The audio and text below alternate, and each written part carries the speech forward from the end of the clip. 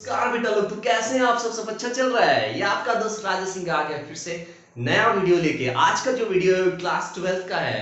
जैसे कि आप लोग को पता है क्लास 12 में हम लोग करंट इलेक्ट्रिसिटी का चैप्टर कर रहे हैं, जिसमें सिर्फ एक टॉपिक बचा हुआ है। The topic is potentiometer. हमने लास्ट टॉपिक में, लास्ट वाले वीडियो में हमने क्या किया था, व्हीटस्टोन ब्रिज किया था, उसके साथ मीटर ब्रिज किया था। आज हम लास्ट टॉपिक करेंगे और इस चैप्टर को खत्म करेंगे, दी एंड करेंगे, सेलिब्रेट करेंगे। इसके बाद हम लोग फोर्थ चैप्टर स्टार्ट करेंगे। ठीक है, तो अगर आप नए हो तो सब्सक्राइब करो, पुराने हो तो लाइक करो, जो करना है करो, बट पढ़ाई जरूर करो। तो चलिए स्टार्ट करते हैं बिना किसी देरी के। तो ये पोटेंशियोमीटर क्या होता है? Potentiometer, the heading is very simple. Potentiometer, potentiometer, potentiometer. देखो बेटा, इस पोटेंशियोमीटर को अगर आप स्प्लिट करते हो तो ये हो गया क्या, पोटेंशियल, है ना, पोटेंशियल प्लस मीटर, है ना। इसका मतलब है कि पोटेंशियल डिफरेंस से रिलेटेड कोई ना कोई ऐसा मशीन है ना, मशीन मतलब कोई ना कोई एक ऐसा डिवाइस है जो पोटेंशियल डिफरेंस को मेजर करेगा, है ना। तो पोटेंशियोमीटर एक ऐसा डिवाइस बोल सकते हैं, इलेक्ट्रिकल डिवाइस हम ऐसा बोल सकते हैं, जिसका वर्सेटाइल इंस्ट्रूमेंट हम बोलते हैं इसको। वर्सेटाइल एक्टर का मतलब समझते हो, आयुष्मान खुराना, है ना। आयुष्मान खुराना को हम बोलते हैं वर्सेटाइल एक्टर है, मतलब सिंगिंग भी करता है, डांस भी करता है, एक्टिंग भी अच्छा करता है। तो जो एक से ज्यादा काम करता है उसको हम वर्सेटाइल बोल सकते हैं, है ना। तो पोटेंशियोमीटर भी एक वर्सेटाइल इंस्ट्रूमेंट है। इसका मतलब इसका जो यूजेस है ना एक से ज्यादा है। तो इसके दो फेमस जो यूजेस हैं वो क्या है, to compare the EMF of two cells. मतलब आपको दो सेल दिया हुआ है, ठीक है, E1 एंड E2। मान लो आपको नहीं पता कि कितना है E1 E2, लेकिन उसका रेशियो आप निकाल सकते हो, उनको कंपेयर कर सकते हो कि कौन बड़ा है कौन छोटा है। ये आप कंपेयर करके बता सकते हो इस डिवाइस से, इलेक्ट्रिकल डिवाइस से, पोटेंशियोमीटर। कभी कभी इसका यूज हम पोटेंशियल डिफरेंस या जिसको हम ईएमएफ ऑफ ए सेल भी फाइंड करने के लिए पूछा जा सकता है। मतलब कभी कभी इसका जो यूज है वो ईएमएफ ऑफ अ सेल भी फाइंड करने के लिए यूज किया जाता है। एंड एक और यूज है internal resistance of a cell भी फाइंड करने के लिए यूज किया जाता है। तो टोटल कितने यूजेस हो गए, तीन यूजेस हो गए। बेसिक जो यूज है वो दो है ना। To compare the EMF of two cells, पहला यूज है कि दो सेल का ईएमएफ कंपेयर करने के लिए। और दूसरा यूज क्या है, to find the internal resistance of a cell. मतलब एक सेल है उसका इंटरनल रेसिस्टेंस हम कैसे फाइंड करेंगे, वो भी इस डिवाइस से हम फाइंड कर सकते हैं। ठीक है, तो ये डिवाइस आपको समझ में आ गया कि पोटेंशियोमीटर जो है वर्सेटाइल इंस्ट्रूमेंट है। वर्सेटाइल इंस्ट्रूमेंट मतलब एक से ज्यादा यूजेस हैं इसका। मतलब एक दो फेमस यूजेस बस आपको यहाँ पे समझना है, लेकिन एक और हम लोग समझेंगे, how to find the EMF of a cell. Cell का ईएमएफ हम कैसे फाइंड करेंगे, जब बाय यूजिंग द पोटेंशियोमीटर। चलिए देखते हैं। तो पहला यूज हम लोग वही करेंगे, टू फाइंड द, है ना। उससे पहले हम लोग समझेंगे इसका, क्या समझेंगे, उससे पहले हम समझेंगे प्रिंसिपल, समझेंगे principle, principle of potentiometer. Principle of potentiometer एकदम सिंपल सा है। क्या है, बोला जाता है कि पोटेंशियल डिफरेंस किसी भी वायर के अलाउंग, पोटेंशियल डिफरेंस किसी वायर के अलाउंग उसके लेंथ के डायरेक्टली प्रोपोर्शनल होता है। यहाँ पे जो हम एक वायर लेंगे या सेवरल पीसेस कट, मतलब कटा हुआ पीसेस भी हम ले सकते हैं, एक लंबा सा वायर भी आप ले सकते हो। दो तरह का कंस्ट्रक्शन यहाँ पे पढ़ सकते हो, ठीक है। एक लंबा सा वायर जिसका फ्यू मीटर होगा, 1 मीटर, 2 मीटर, 3 मीटर, 5 मीटर, कुछ मीटर होगा वो, है ना, वो वायर लेना है। एक वायर लेना है, या फिर छोटे छोटे उसके सेक्शंस को हम ज्वाइन करेंगे ऐसे पैरेलली, ठीक है, ऐसे नीचे बाय नीचे बाय नीचे, ऐसे हम उनको ज्वाइन करेंगे। ये भी कंस्ट्रक्शन हम लोग पढ़ेंगे। तो बोला जाता है कि potential difference is directly proportional to the length of the, जो भी वायर है उसका लेंथ के डायरेक्टली प्रोपोर्शनल होगा पोटेंशियल डिफरेंस। इसका मतलब V इज इक्वल टू, अगर समथिंग एक कांस्टेंट लेते हैं, मान लो K into L, so K equal to क्या हो गया यहाँ पे, V बाय L। इसी को हम बोलते हैं potential gradient, potential, potential gradient, है ना, ग्रेडियंट, पोटेंशियल ग्रेडियंट जिसको हम लोग बोलते हैं। V बाय L को, पोटेंशियल पर यूनिट लेंथ को पोटेंशियल ग्रेडियंट बोलते हैं। मतलब V directly proportional to L और V is equal to KL। मतलब अगर हमें पता है, मान लो L1 लेंथ है, तो हम V1 लिखेंगे K इंटू L1। अगर मान लो L2 लेंथ है मान लो उस वायर का, तो हम पोटेंशियल डिफरेंस लिखेंगे K इंटू L2। यही इसका मतलब है, ठीक है, यही इसका मतलब है कि पोटेंशियल डिफरेंस जो होता है this is directly proportional to the length of the wire. जो वायर हम ले रहे हैं उसका लेंथ के डायरेक्टली प्रोपोर्शनल होता है। ये इसका प्रिंसिपल है। और क्या यहाँ पे है, नल डिफ्लेक्शन वाला भी यहाँ पे इंपॉर्टेंट है कि जब भी null deflection means galvanometer show करेगा मतलब कोई करंट वहां पे पास नहीं करेगा, जैसे कि आप व्हीटस्टोन ब्रिज में कर रहे थे और मीटर ब्रिज में कर रहे थे। तो चलिए देखते हैं यहाँ पे इसके कंस्ट्रक्शन से रिलेटेड हम लोग एक चीज देखते हैं। देखो यहाँ क्या है सबसे पहला यूज तो हम लोग प्रिंसिपल समझ गए। अब इसे कंस्ट्रक्शन में थोड़ा सा देखते हैं, एकदम सिंपल कंस्ट्रक्शन है। देखो एक सेल ले लिया, ठीक है, मतलब ये बैटरी है, ठीक है, जिसका पोटेंशियल मान लो V है, ठीक है। इसके क्वेश्चंस भी हम लोग करेंगे, उसके लिए आप टेंशन मत लो ऐसे। और यहाँ पे एक लंबा सा वायर है, बोल रहे थे ना कि कुछ मीटर का एक लंबा सा वायर होगा, यहाँ से A से लेके B तक एक लंबा सा वायर है। और यहाँ पे एक आपका एक सेल है, ठीक है, एक सेल है जिसका EMF E है। पहला यूज हम लोग कर रहे हैं to find the EMF of a cell. किसी भी EMF ऑफ ए सेल मतलब EMF ऑफ अ सेल, किसी सेल का EMF हम लोग फाइंड करना चाहते हैं। मान लो यहाँ पे इसका इंटरनल रेजिस्टेंस जो भी है, ठीक है, ऐसे है, ऐसे है, यहाँ पे देखिए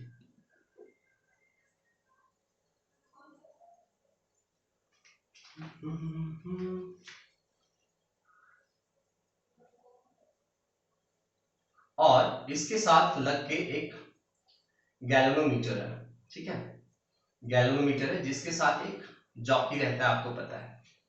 एक गैल्वेनोमीटर है जिसका पॉइंटर एक जॉकी है, ठीक है, ये जॉकी J है, ओके। चलो ये इसका स्ट्रक्चर है। देखो अब ये इसका स्ट्रक्चर हो गया, इसे क्वेश्चंस कैसे करेंगे हम लोग को वो समझना है। सबसे पहले A से B का जो लेंथ है मान लेते हैं कि क्या है, L है, L लेंथ है, ठीक है। A से B का जो लेंथ है वो L है। मान लो ये जो पॉइंट है वो ये पॉइंट मान लेते हैं C है। C पॉइंट पे मान लो नल डिफ्लेक्शन दे रहा है गैल्वेनोमीटर। अब ये नल डिफ्लेक्शन दे रहा है, इसका मतलब ये है, नल डिफ्लेक्शन का मतलब है कि यहाँ का जो पोटेंशियल है, यहाँ का पोटेंशियल है और यहाँ का पोटेंशियल सब इक्वल है, क्योंकि इधर कोई भी करंट फ्लो नहीं कर रहा है। तो अगर हम बात करते हैं यहाँ से यहाँ तक का, मान लो यहाँ पे L1 लेंथ पे A से C का जो लेंथ है मान लो L1 है, L1 लेंथ पे आपको नल डिफ्लेक्शन दे रहा है। तो सबसे पहले आपको ये बताना है कि A से B का पोटेंशियल ग्रेडियंट कितना है, V/L, जिसको हम क्या बोलते हैं, K बोलते हैं। तो अगर हम A से C का वोल्टेज निकालते हैं, A से C का अगर हम वोल्टेज निकालना चाहते हैं तो V इक्वल टू अभी थोड़ी देर पहले आपको सिखाया गया K इंटू लेंथ, सो K इंटू L1 हो गया। यहाँ पे K क्या है हमें समझ रहे हैं ना, V/L है ये, ठीक है, K इंटू L1। अभी VAC जो है यहाँ से यहाँ का जो वोल्टेज है और यहाँ से यहाँ का जो पोटेंशियल डिफरेंस है, इसी को तो हम EMF बोल रहे हैं ना, क्योंकि इंटरनल रेजिस्टेंस जो भी है इसका, लेकिन यहाँ से कोई करंट तो फ्लो नहीं कर रहा है। अब जो कोई करंट अगर फ्लो नहीं कर रहा है तो यहाँ से यहाँ का जो EMF होगा, जो पोटेंशियल डिफरेंस होगा वही होगा जो सेल का होगा। तो यहाँ सेल का EMF जो है वो E है और यहाँ से यहाँ का वोल्टेज हमने निकाल दिया, क्या निकाल दिया, V/L into L1। So EMF equal to direct आ गया K इंटू L1।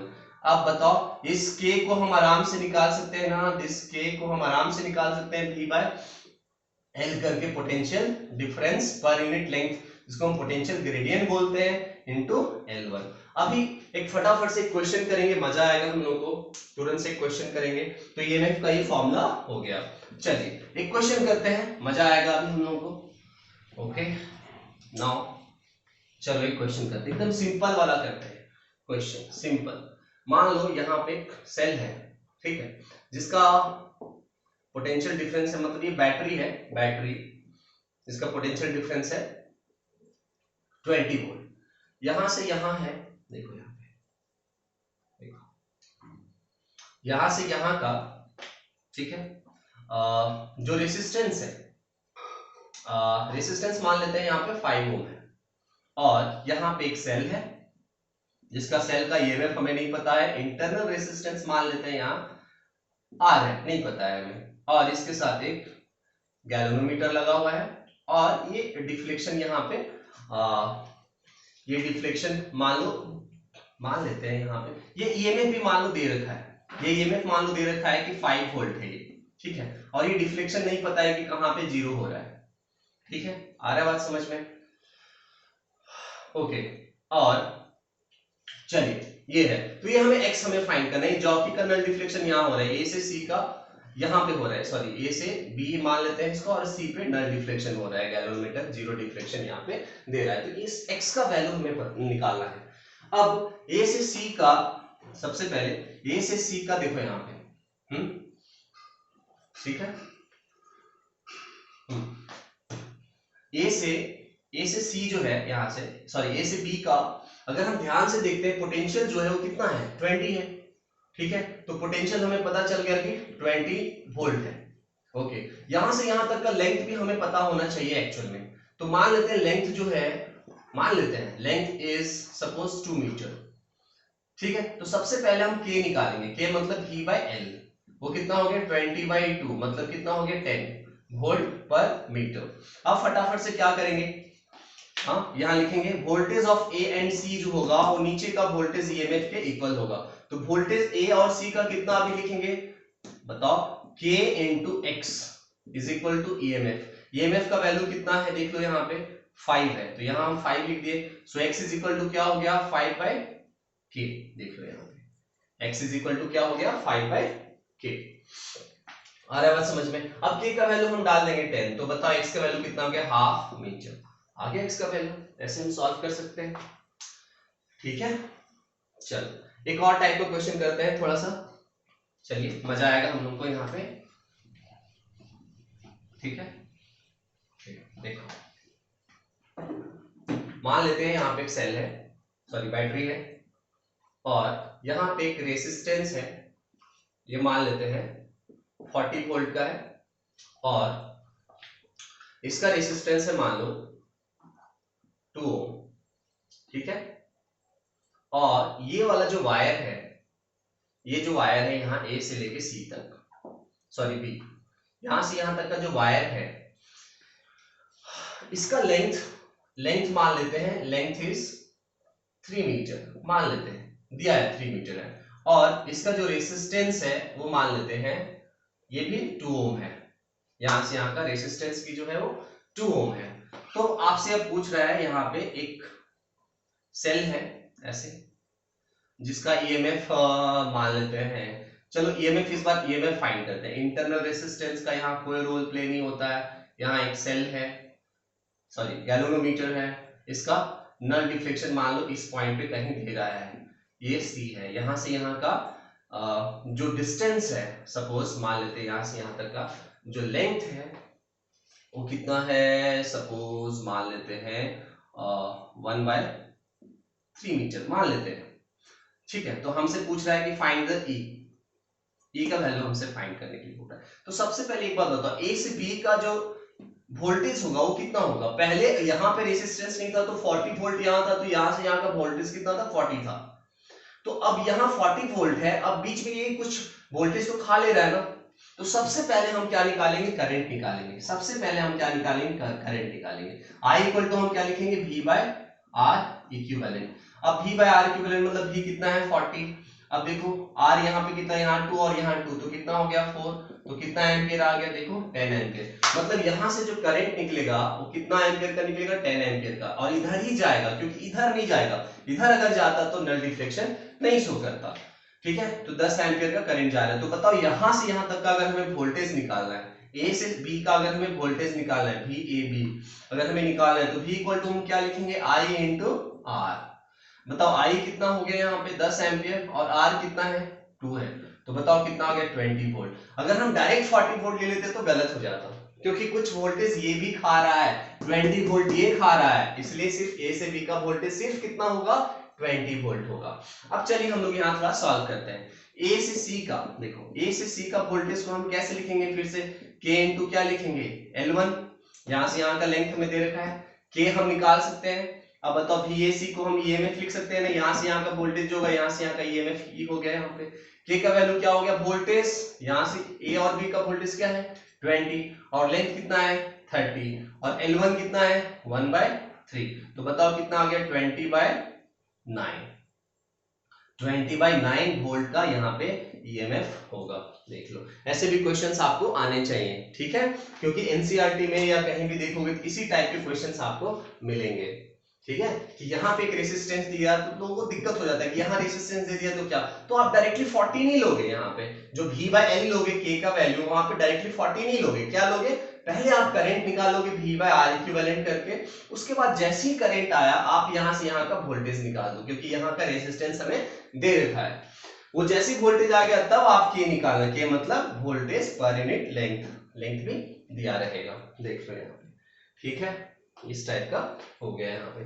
अच्छा, इसका अगर हम कंस्ट्रक्शन के बारे में अगर हम डिस्कस करते हैं तो कैसा कंस्ट्रक्शन होगा, सोचो कैसा कंस्ट्रक्शन होगा, जो बुक में देता है क्या बोलता है, देखो यहाँ पे, यहाँ बोलता है वायर्स को पीसेस में कट कर दिया जाता है और उनको ऐसे कर दिया जाता है, यहाँ थिक मेटालिक स्ट्रिप के साथ यहाँ पे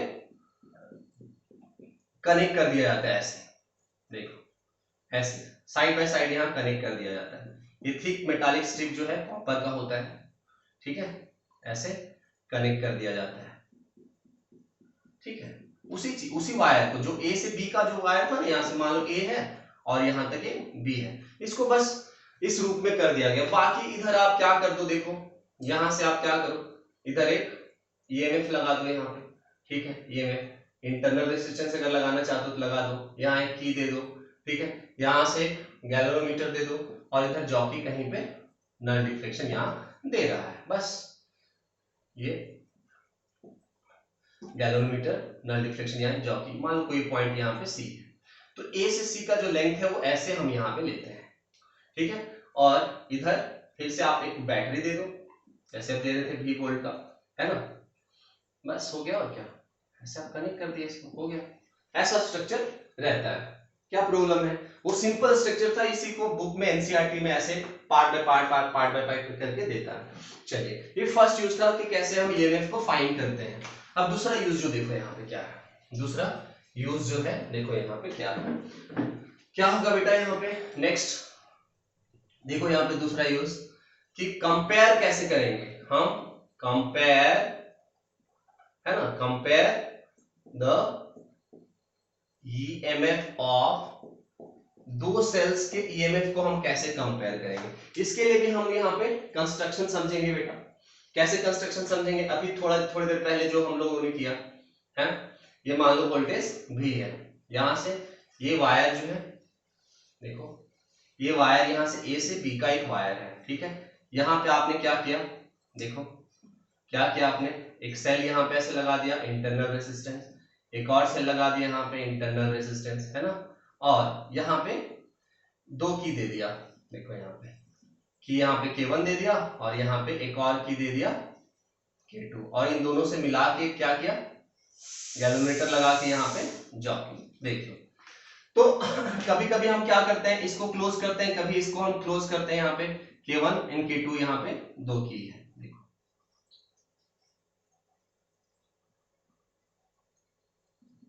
यहाँ पे बस यही है। तो एक बार यहाँ पे मान लो एक C पे यहाँ पे मान लो L1 डिस्टेंस पे होता है, दूसरी बार जब हम क्लोज करते हैं तो मान लो वो कहीं पे होता है, मान लो L2 पे होता है, या इधर L2 कहीं पे, इधर L2 पे कहीं पे होता है, C प्राइम पे, ये इसका कंस्ट्रक्शन है। और अगर आप जनरली उसमें देखना चाहते हो तो उसमें कैसे रहेगा, आप खुद समझ लो कैसे रहेगा। यहाँ पे फिर से वायर्स के सेक्शंस रहेंगे, यहाँ पे देख लो, देखो कंस्ट्रक्शन, ऐसे वायर्स के डिफरेंट सेक्शंस को, थिक मेटालिक स्ट्रिप, थिक वाला जो मेटालिक स्ट्रिप रहेगा वो क्या रहेगा, कॉपर का रहेगा, ऐसे हम कनेक्ट कर देंगे, ठीक है, ये यहाँ A है और यहाँ B है। अब यहाँ से एक देखो यहाँ पे एक सेल रहेगा और यहाँ पे देखो यहाँ पे एक सेल रहेगा, ठीक है, और यहाँ पे टू वे की दे देता है यहाँ पे, है ना, देखो अगर मान लो ये E1 है और ये E2 है तो इसको 1 दे देते हैं, इसको 2 दे देते हैं और यहाँ पे 3 दे देते हैं, और यहाँ से फिर गैल्वेनोमीटर को लगा के एक बार यहाँ पे नल डिफ्लेक्शन और एक बार यहाँ पे नल डिफ्लेक्शन दे देते हैं हम लोग, ठीक है, यहाँ ऐसे N1 लिख देते हैं, यहाँ पे N2 लिख देते हैं, और इधर से क्या रहता है, वही एक फिर से, ठीक है, एक बैटरी रहेगा, ठीक है, बैटरी रहेगा, यहाँ पे मे भी हो सकता है यहाँ पे रियोस्टैट रह सकता है, रियोस्टैट वेरिएबल रेजिस्टेंस हम रख सकते हैं, कोई प्रॉब्लम नहीं है, भी रख दिया, आर रेसिस्टेंस यहाँ रख दिया, हो गया काम इसका खत्म, बस हो गया। और क्या, यही है इसका कंपैरिजन, है ना, compare the EMF of two cells, यही है। अब इसका हम डेरिवेशन कैसे करेंगे, देखो इसका डेरिवेशन हम कैसे करेंगे, एकदम इसी वाले फिगर से कर देता हूं मैं, ठीक है, जो आपकी बुक में है, इसी फिगर से मैं करता हूं। देखो कुछ नहीं है, इसका डेरिवेशन एकदम सिंपल है। आपको क्या करना है, पहले आपको करना है 1 और 3 को पहले कनेक्ट कर देना है, 1 3 आर कनेक्टेड, 1 और 3 को पहले आपने कनेक्ट कर दिया, ठीक है। तो ये सर्किट से क्या हो गया, ये बाहर हो गया, E2 जो है सर्किट से बाहर, वो कनेक्टेड नहीं है। और गैल्वेनोमीटर आपका डिफ्लेक्शन कहां पे दे रहा है, L1 पे, कितना लेंथ पे, L1 पे। तो आप फिर से लिखोगे कि भैया देखो यहां से यहां तक का जो ईएमएफ है वो क्या है, E1 है, और E1 इक्वल टू आप क्या लिखोगे, K इंटू L1, आपको पता है ना, भी डायरेक्टली प्रोपोर्शनल कैसे लिखते हैं। तो यहां से यहां तक का जो ईएमएफ है, देखो यहाँ पे जो सेल है वो क्या है, E1 है, और लेंथ कितना है उसका, वोल्टेज कितना होगा, K इंटू L1, है ना। तो इसको आपने एक इक्वेशन मान लिया, 1 और 3 को कनेक्ट किया, आपको L1 पे हम क्या मिला, नल डिफ्लेक्शन मिला, है ना, और कितना लेंथ है उसका, L1 है, तो आपको एक इक्वेशन मिला। दूसरा इक्वेशन आपको क्या मिला, 2 और 3 को आप कनेक्ट कर दो, है ना, 2 एंड 3 आर कनेक्टेड। जैसे आपने 2 और 3 को कनेक्ट किया, आपको N2 पे नल डिफ्लेक्शन मिला, नल डिफ्लेक्शन मिला, कितने लेंथ पे, L2 पे। बट यहाँ पे अब 2 और 3 को अगर आप कनेक्ट करोगे, ऐसे कनेक्ट हो जाएगा, ठीक है। तो ये अब सर्किट में आ गया, मतलब अब E2 इक्वल टू क्या लिखोगे यहाँ पे, कांस्टेंट K इंटू L2, ये हो गया इक्वेशन नंबर 2। अब इन दोनों इक्वेशन को आप डिवाइड कर दो, सो E1 bye E2 equal to क्या हो गया, K L1 bye K L2। अब देखो K से K कैंसिल हो गया, तो बताओ क्या आ गया, L1 बाय L2। यही रिलेशन डिराइव कर रहे थे हम लोग, E1 bye E2 equal to हो गया यहाँ पे E1 bye E2 equal to हो गया L1 बाय L2, है ना। तो यहाँ कंपैरिजन में कभी कभी क्या होता है, L1 L2 आपको दे रखा होता है, ठीक है, और E2 भी दे रखा होता है, E1 फाइंड कर सकते हो ना, मतलब E1 E2 अगर उसमें से कोई एक दिया हुआ है, L1 L2 अगर आपको दिया हुआ है, तो आप कोई एक ईएमएफ फाइंड कर सकते हो, इससे भी हम ईएमएफ को फाइंड कर सकते हैं, कोई बड़ा सा डील नहीं है, हो गया यहाँ पे, ठीक है। चलिए, ये हो गया comparison the EMF of two cells. हमें कंपेयर करना है ना, कैसे कंपेयर करेंगे, एकदम सिंपल सा है, E1 bye E2 equal to L1 by L2, बस हो गया, कंपैरिजन हो गया ईएमएफ ऑफ टू सेल्स का। मतलब मान लो L1 जो है वो मान लेते हैं कि यहाँ पे 2 मीटर है, और L2 जो है वो 2/5 मीटर है। अब बताओ, अगर हमसे E1 बाय E2 पूछ रहा है, तो E1 बाय E2 हम कैसे लिखेंगे, L1 बाय L2, मतलब L1 हम 2 लिखेंगे बाय 2/5, तो कितना हो गया, 5 हो गया, मतलब E1 इक्वल टू क्या हो गया, 5 टाइम्स ऑफ E2, मतलब E1 जो है वो E2 से 5 टाइम्स बड़ा है, बस हो गया, और क्या, यही था कंपैरिजन। चलिए, अब लास्ट हमारा है यहाँ पे इंटरनल रेसिस्टेंस का फॉर्मूला डिराइव करना है, इंटरनल रेसिस्टेंस का फॉर्मूला डिराइव करना है। तो उसका सिंपल सर्किट में अगर हम बनाते हैं तो कैसे बनाएंगे, यहाँ पे हो गया आपका, ठीक है, और यहाँ एक रेसिस्टेंस आप दे सकते हैं, ओके, ये हो गया V, एक वायर यहाँ पे रहेगा, आपको जैसे कि पता है A से B एक वायर रहेगा यहाँ पे, और एक सेल है, देखो सेल है, इंटरनल रेसिस्टेंस यहाँ पे R है, और क्या हो रहा है यहाँ पे, ठीक है,